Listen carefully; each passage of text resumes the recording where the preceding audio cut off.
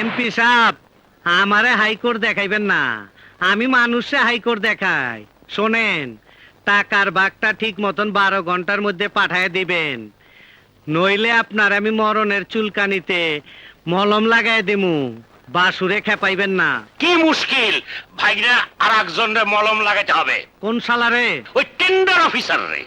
শালায় কয় কিনা, তোমার মতো বাসু টাসুরা অনেক দেখছি।